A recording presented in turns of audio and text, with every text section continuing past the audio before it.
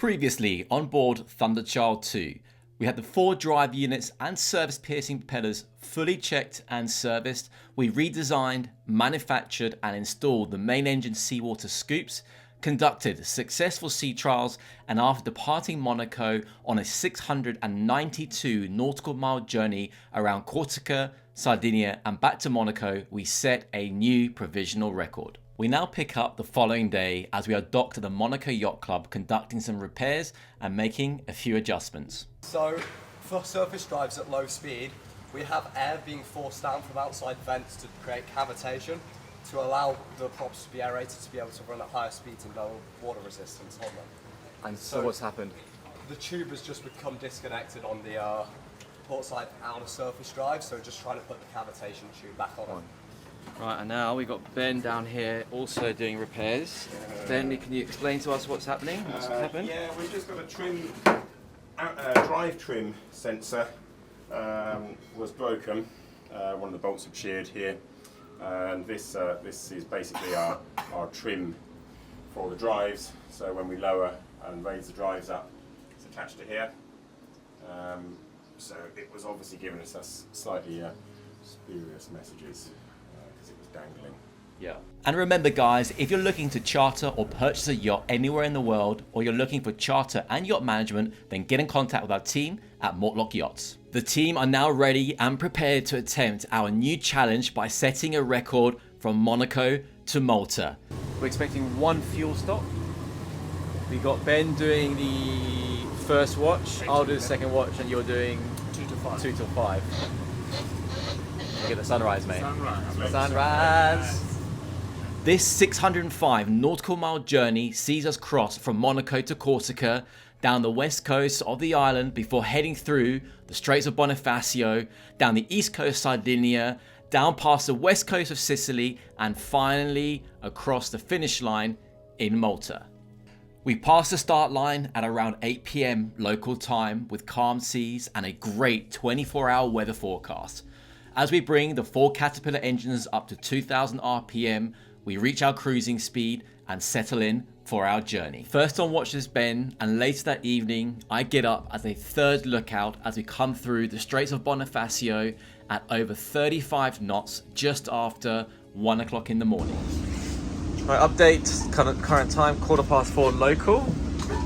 Just stopped off at Albatax on the east coast of Sardinia. Ben's on the refueling. See, there's the lights at night are quite sexy in the boat. Alessio has been kind enough to wake up at a very early time to give us fuel.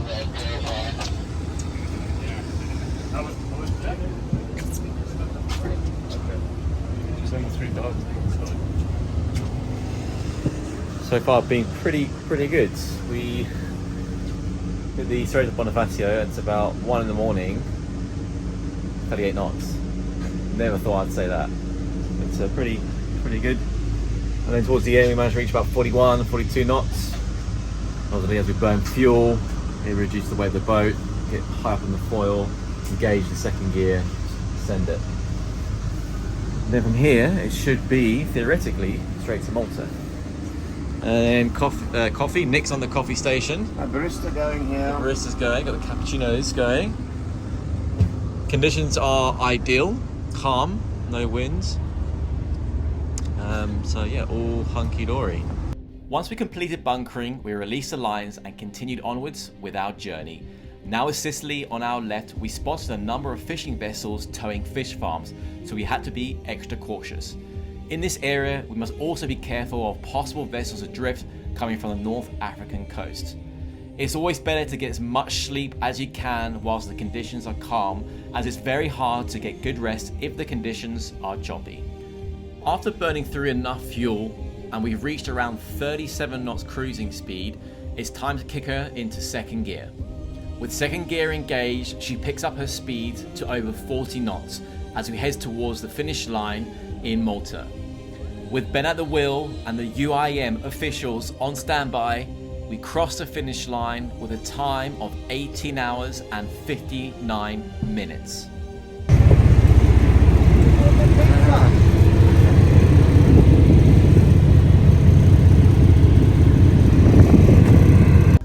pop it, I think Nick should say some words about the last 17 hours. We have done 19, I think. the last 5 days. We've done 1,300 miles. Right. Yeah. So we've been around Monaco, been around Corsica, Sardinia, and back to Monaco. Then we did Monaco to here in 19 hours, which is really quick. And do you want to Wanted out. get in under there? But listen, thank you very much for putting up with Alex. I mean, it's been super fun. It's hard work. I know that we all want to go and shower, shave, and shish kebab, but That's right. really good fun. So well done, team. Well done. Let's pop this over the side, shall we? We're not making it. Watching. Yes. Woohoo! Yay! Recording! To learn more about Thunderchild 2, go to our website 54knots.com. Here we go, boys. Gracias. Cheers. Well done. Yeah. Ching ching. Chin, chin, chin, chin, chin, chin, Chin, Chin, chin, chin, chin. Cheers, guys. Woohoo! Ching ching. Cheers. Can you just re-pour the champagne? Yeah. Do it for life. The champagne went down unusually quickly, after which we were taken to immigration to check our passports, and then we checked into the hotel for a well-needed shower and to freshen up. Later that evening, we met at the hotel restaurant for dinner. The following day, we met up back at the boat, which was docked at the hotel's own marina. We opened the boat up to the public to help raise money for the local charity. We were invited by one of the local raceboat teams to go for a blast in one of their boats. Alex was first up and was immediately hooked as he reached speeds of over 70 miles an hour with a single 300 outboard. Hey guys. Pass the line. And to top that all off, the following day, one of the local fast boat builders came alongside with their brand new model that had just been launched that day and took us all for an unbelievable, fast, fun ride. Coming up in part 3, we attempt to set a world record from Malta to London. We hit some choppy weather crossing from Sardinia to Mallorca, self-service refueling in the middle of the night, past Europa Point as we come into Gibraltar, and potential disaster as we cross the Bay of Biscay. Don't forget to like and subscribe to our channel as it helps us to create more content like this. Thank you for watching. See you next time.